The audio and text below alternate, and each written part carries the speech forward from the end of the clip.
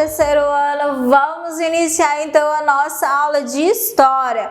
Lembra que eu falei para vocês na nossa aula de Geografia que hoje, sexta-feira, seria a nossa aula de História? Então, vamos lá para a nossa aula de História, tá bom? Vamos continuar falando um pouquinho sobre a herança dos portugueses, indígenas e africanos aí. Qual a herança aí? Nós caracterizamos a herança dos indígenas e também dos africanos, né? Lá nas páginas 12 a 16 agora do livro de vocês. Vamos lá então conhecer um pouquinho mais dessas características. Aí eu vou deixar para vocês a página 11, tá bom? A correção da página 11 do livro de vocês, ok?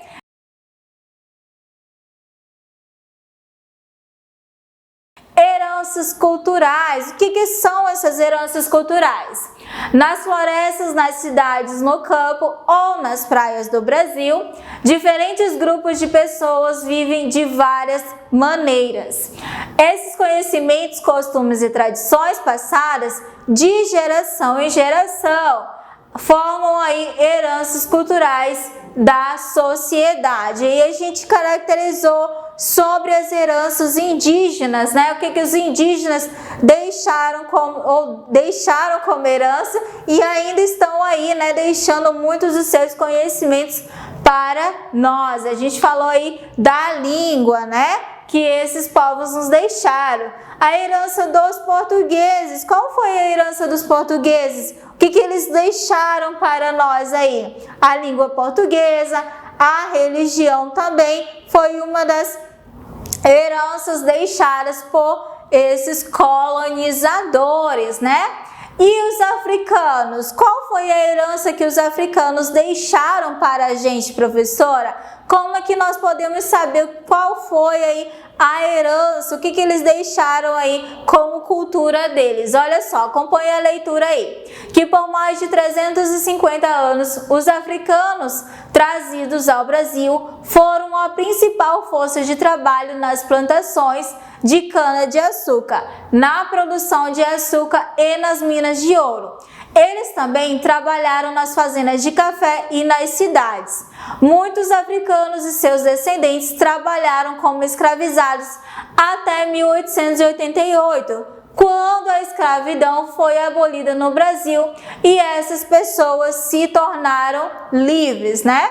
Então, essa daí é a característica, né, desse povo, a vida deles no passado. Então a gente tem como cultura, né, que eles deixaram para a gente as danças, as festas típicas, que foram algumas heranças que esses povos nos deixaram. Então nós temos aí plantações de cana-de-açúcar, minas de ouro, fazenda de café, também algumas características. Mas professora, isso aí é a herança que esses povos deixaram para nós? No caso, a gente caracterizou um pouquinho da vida deles. Para a gente conhecer a herança que eles nos deixaram, a gente deve conhecer um pouquinho do dia a dia deles, naquele período, né?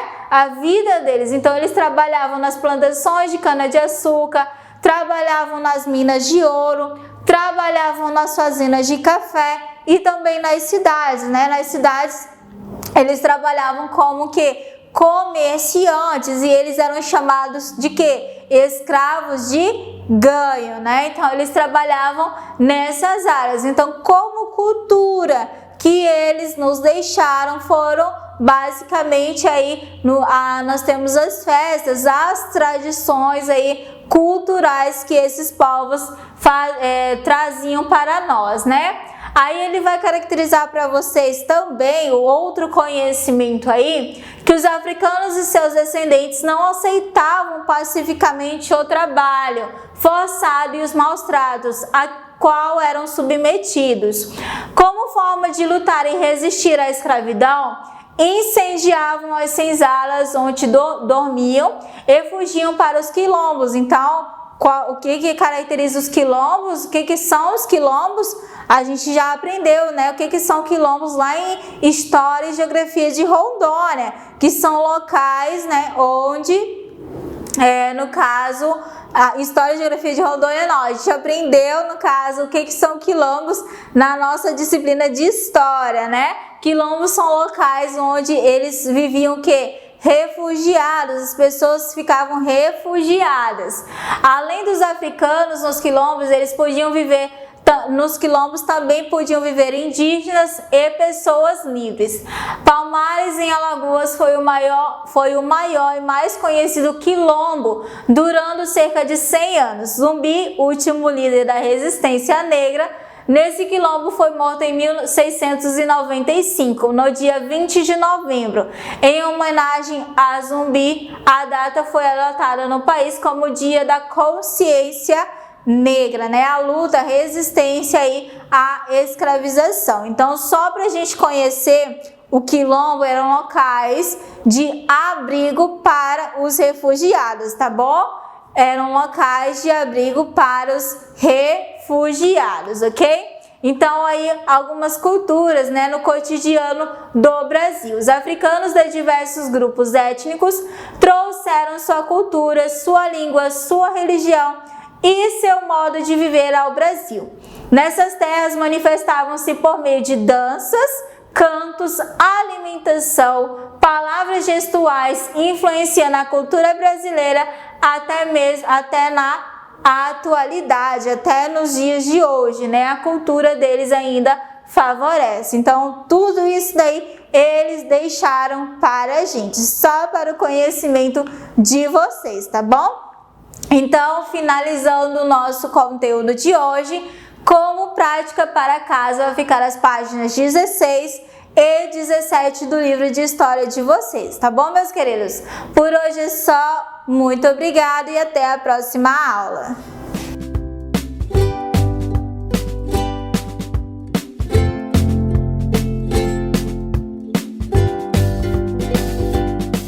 Olá, terceiro ano, tudo bem com vocês? Estamos aqui novamente para mais uma aula em casa. E a aula de hoje é correspondente ao dia 6 de novembro de 2020, onde nós já estamos decorrendo o nosso quarto bimestre. E na aula de hoje nós iremos conversar sobre um tema muito interessante e que já vem fazendo contexto nas nossas aulas e nas nossas dinâmicas anteriores. Hoje, especificamente, nós iremos falar do espaço teatral, ou seja, os espaços que acontecem, as apresentações de teatro, ok? Este conteúdo está disponível na página 55 do seu livro didático, então eu peço que você vá lá na sua mochila, lá no seu material de estudo, pegue o seu livro didático comigo, abre na página 55 e vamos entender esse contexto maravilhoso que fala sobre os espaços teatrais.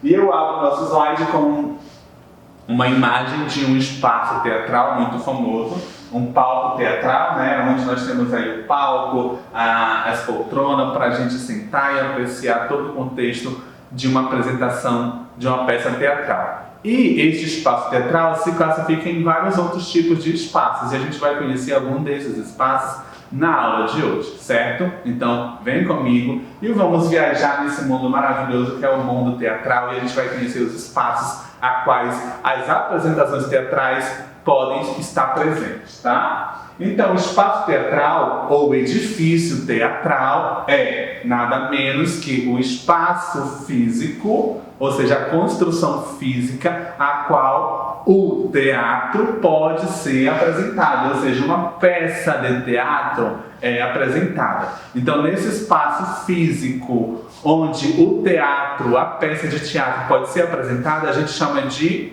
teatro, certo? Eu vou ao teatro, então eu estou indo, saindo da minha casa e indo a um edifício chamado teatro, onde eu irei assistir uma apresentação teatral, ok?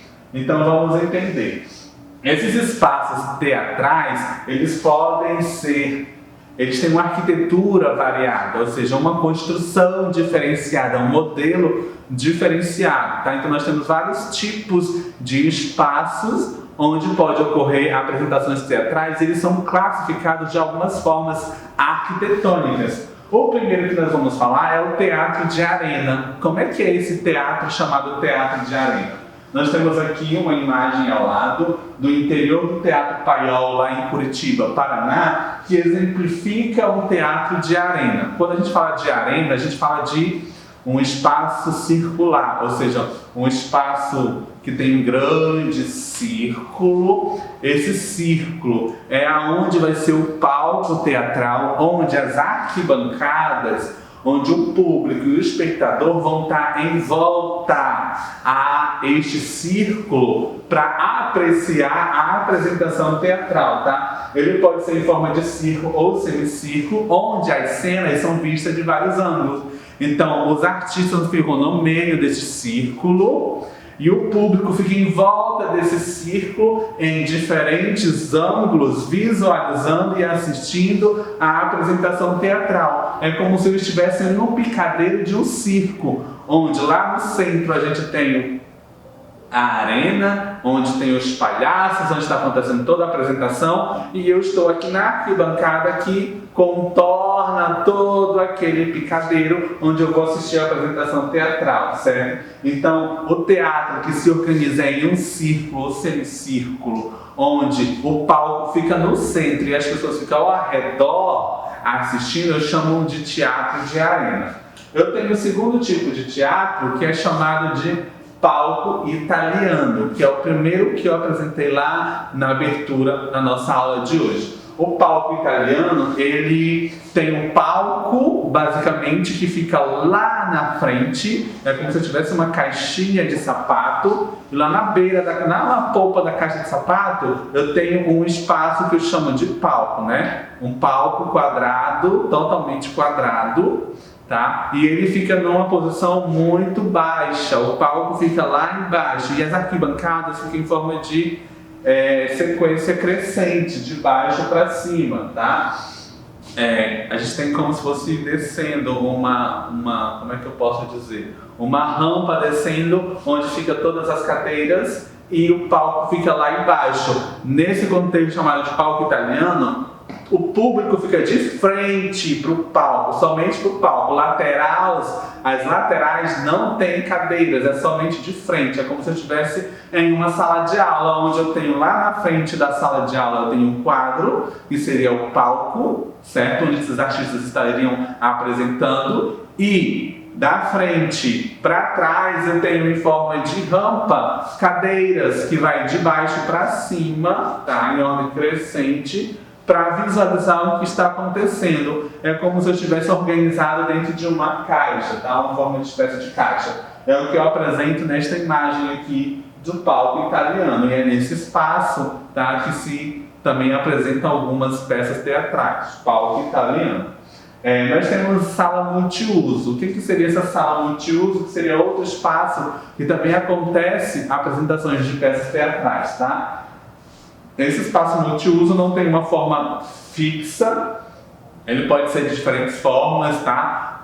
Semicircular, circular, ou como se fosse um palco italiano. É uma sala que pode ser usada para diversos recursos, para diversas coisas, palestras, apresentações teatrais, sala de aulas, reuniões e outros espaços. E aí tudo vai acontecer de forma improvisada. Por quê? Porque quem vai montar o palco agora são os artistas, tá? Então os artistas vão dividir o espaço entre o público e a plateia. Então o próprio artista vai delimitar o espaço teatral, o espaço onde eles irão apresentar sua peça de teatro, que seria o palco, e aonde eles vão organizar as cadeiras para o público sentar e apreciar o seu trabalho artístico, certo? Então as cadeiras geralmente ficam de frente ou em derredor ao espaço que eles citaram como palco, e aí eles vão apresentar a sua apresentação teatral. Eu tenho aqui um galpão chamado Cine Horto, lá em Belo Horizonte, onde eu trago essa imagem para demonstrar como que seria um espaço multiuso, uma sala multiuso para uma apresentação teatral. Sabendo que isso pode ser apresentado na quadra de uma escola, eu posso chamar de uma sala multiuso, até mesmo dentro de uma sala de aula também posso chamar uma sala multiuso, porque eu posso organizá-la da maneira mais acessível para eu apresentar a minha peça teatral e divertir a galera, divertir o público e mandar o meu recado por meio da apresentação teatral, certo? Então, Contextualizando tudo isso, temos a atividade da página 55 do seu livro didático. Em sua opinião, a experiência do público ao assistir, né, uma apresentação teatral em um espaço teatral, essa experiência muda conforme a mudança do espaço ou formato do teatro? Qual é a sensação de assistir um espetáculo de teatro num palco? Ou num teatro de arena e no teatro italiano, num palco italiano? Qual seria a sensação? Será que seria a mesma sensação ou teria sensações diferentes? Pense e reflita e escrevam aqui, responda na página 55. Então você vai se avaliar pensando que eu estou assistindo o espetáculo num palco no teatro de arena ou num palco italiano, nesses diferentes formatos, e tentar entender qual seria a minha reação, qual seria a sensação que eu sentiria assistindo esses espetáculos em espaços diferentes, certo? Então esta é a atividade de hoje.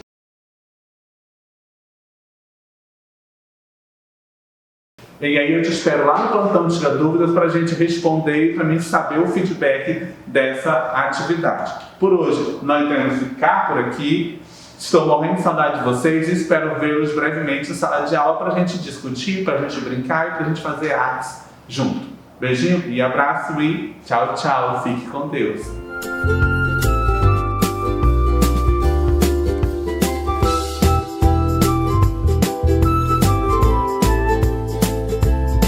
Olá, terceiro ano, tudo bem com vocês? Vamos lá para a nossa última aula, sexta-feira, né? Já está todo mundo animado aí. Quem vai passear final de semana, né? Olha, cuidado, hein? Com as aglomerações. Porque nós teremos aí um feriado, né? Verdade? Temos aí segunda, ou sexta, ou sábado, domingo e segunda, 3 dias de feriado, de férias aí, né? Pra ficar em casa, ó, brincando, curtindo o papai e a mamãe, tá bom? Vamos lá para a nossa aula de ciências do dia 6 do 11 de 2020, né? E é sobre a luz, né? Está na página 27 e 28, tá bom? Vamos lá. A luz. Nós estudamos na aula passada sobre o som, a propagação do som, né? Agora nós vamos falar sobre a luz. Que diz assim, que a luz é uma forma de energia e é graças a ela que enxergamos o mundo ao nosso redor. Porque se não existisse a luz, nós viveríamos o quê? Na escuridão, não é verdade? Então, graças à luz aí, nós enxergamos tudo. Tudo que tem ao nosso redor. Aí ele diz assim, a luz é percebida pelos olhos, que são os órgãos da visão. Quando olhamos para um objeto, só conseguimos enxergá-lo porque a luz chegou até ele e foi refletida até nossos olhos, para então a imagem do objeto ser formada. Né? Observa aí o desenho que você está vendo, que a luz, ela veio para onde? A menina veio a parte da luz do sol refletida pela árvore, a luz veio para a árvore, então essa reflexo que veio para a árvore fez com que a menina enxergasse, né? Aí ele diz assim, mas de onde vem a luz? A luz pode ser produzida pelo sol, por outras estrelas, pela chama de uma vela, por lâmpadas. Essas fontes de luz são chamadas de luminosas, porque emitem luz própria, tá? Então, aí diz que a reflexão da luz é o que nos permite enxergar os objetos, né? Uma árvore, por exemplo, não emite luz própria, ela não tem luz própria, mas o reflexo do sol faz com que ela fique o quê? Iluminada, né? A luz do sol incide sobre a árvore e parte dela é absorvida e outra parte é refletida, que é, ao olhar para a árvore, enxergamos justamente a luz refletida nela. Como é o caso da menina aqui, ó. A árvore ela não tem luz própria, mas o sol irradia, ilumina a luz, a árvore. E essa luz que ilumina aqui a árvore é a que reflete para que a menina possa enxergar, tá bom? Muito bem. Aí ele diz assim, já os elementos que não emitem luz própria, mas refletem a luz recebida, são chamados de iluminados. São exemplos, a lua, uma árvore, uma cadeira, entre tantos outros objetos e elementos que estão ao nosso redor. Porque a lua, ela não tem luz própria, a luz que ilumina a lua é da onde? De quem? É do sol, né? Então aqui, ó, o sol é uma fonte de luz natural. Já a lâmpada é uma fonte de luz artificial, né? Nós temos aí a nossa lâmpada na nossa casa nos iluminando, mas é uma fonte artificial, ela não é natural. Aí ele diz, já os elementos que não permitem, que eu acabei de ler, que são que não emitem a luz própria, não refletem a luz recebida, são chamadas de iluminados, tá? A luz própria são chamadas de luminosos e as impróprias de iluminados. E vocês continuam fazendo aí no livro de vocês, circulando as palavrinhas que estão destacadas de preto, tá? Como nós fazíamos aqui na sala de aula. Ok? Muito bem. Agora ele diz a propagação da luz. Olha só que interessante. A propagação da luz, isto é, a forma como ela se desloca no ambiente, varia de acordo com o meio. Os meios transparentes, como o ar e o vidro, comum permite a passagem total da luz. Aqui, ó, a menininha está aqui, né? Vocês estão vendo aí? Que diz, o meio transparente permite enxergar os corpos com clareza através dele. Então, o vidro, no caso, ele é transparente. Então, você está aqui, eu vejo do outro lado. Então, isso aí nós chamamos de transparência, né? Os meios transparentes, como o ar e o vidro. Porque o ar ele é transparente, você não enxerga nem pega, né? Você sente. Então ele é transparente. Então, vamos lá. Aí nós temos os meios também. Outros meios os meios translúcidos. Os meios translúcidos, como alguns tipos de vidro, permite apenas a passagem parcial da luz. Então eu não enxergo totalmente, eu enxergo, mas tem a sombra, né? Ó, os meios translúcidos permitem enxergar os corpos de formas borrada através deles. Você observa aí que você vê a menina, mas você vê uma sombra. Você não vê o rosto total, né? O corpo total. Você vê o corpo total lá no transparente. Além do transparente e do translúcido, nós temos também os meios opacos, né? Não esqueçam de circular aí as palavrinhas que estão destacadas de preto, tá? Como uma parede não permite a passagem da luz. Ele diz assim, que os meios opacos não permitem enxergar através deles. Por isso, não conseguimos ver o restante do corpo do menino. Então, os opacos é como se tivesse uma parede aqui e eu não enxergo. Você vê que você enxerga somente uma parte do corpo do menino. Você não enxerga total, ok? Muito bem. Aí ele diz assim, que os objetos opacos bloqueiam a passagem da luz, formando apenas uma sombra. Ele diz, os raios de luz se propagam em linha reta. Por isso, quando colocamos um objeto opaco entre uma parede e uma fonte de luz, ele bloqueia a passagem de parte da luz, formando uma região de sombra. Isso também pode ser observado na parte mais iluminada de um quarto, quando os raios de luz passam pela janela. Você observa aí, né? Se propagam em linha reta os raios da luz. Por isso, quando colocamos objeto opaco, você, entre uma parede e uma fonte de luz, ele bloqueia a passagem. Aí você só enxerga uma parte do corpo, então somente a sombra. Tá? Muito bem. Eu lembro que o ano passado, quem foi aluno aí do segundo ano, nós estudamos bem isso, né? Sobre a propagação da luz, né? Nós tínhamos aí o transparente, o translúcido e o opaco, né? Nós estudamos isso o ano passado no livro de vocês de ciências, tinha isso aí, segundo ano, tá? Por isso eu acredito que vocês vão recordar sobre isso e que esse conteúdo não é difícil, é fácil, tá bom? E espero que vocês tenham entendido. E vamos aí para o nosso final de semana, que vai ser bem comprido, né? E que vocês tenham um ótimo final de semana, tá? Um final de semana pra lá de bom para vocês todos. E estamos aí aguardando o nosso retorno à sala de aula. Eu estou aqui esperando vocês, ok? Boa aula para vocês, até mais, bom final de semana, tá?